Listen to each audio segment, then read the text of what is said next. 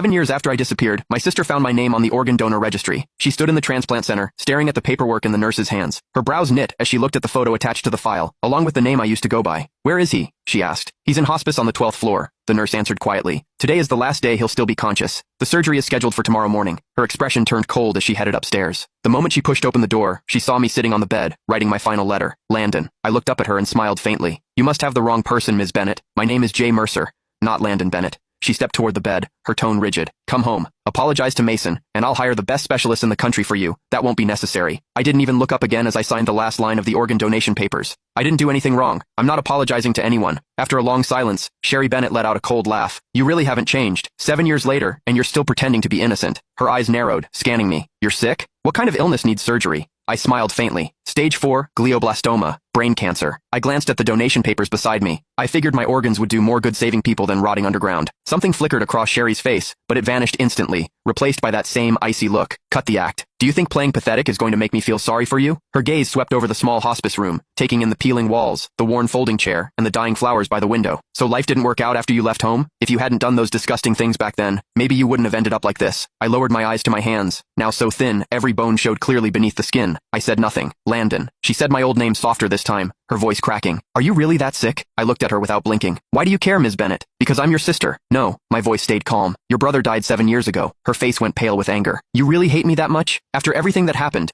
Are you seriously pretending you weren't the one who enough?" I cut her off. "You didn't come here to dig up the past. Say what you actually came to say." She opened her mouth, then hesitated, completely speechless. I gave a soft laugh. "Let me guess. Mason needs a new liver, doesn't he?" Sherry didn't answer. She didn't have to. The way her eyes avoided mine told me everything. I leaned back against the hospital bed, laughing under my breath. "So, that's it. After 7 years, he finally remembered he had an older brother. Today, you came here to ask for my liver?" "Not ask," she corrected sharply. "It's your duty. You agreed to donate before, and Mason needs you again now. He's your brother." I stared at her, amused by how ridiculous she sounded. "Sherry, when you kicked me out 7 years ago, why didn't you remember I was his brother then?" "That was your own fault," she snapped. "If you hadn't done those horrible things to Mason, if you hadn't framed him, I never would have kicked you out." Her voice shook with fury. "You're still lying. Still acting innocent. You think disappearing for 7 years erased what you did?" I slowly closed my eyes as numbness spread through my chest. Even now, she never doubted him. To her, I was always the villain. "Please leave. I need to rest." She grabbed my shoulder hard enough to hurt. "Listen carefully. Mason needs your liver." I opened my eyes, looking at her calmly. "Then he can wait for someone else. My organs are already promised to strangers." Her whole body shook with anger. "How can you be so heartless? Mason saved my life back then.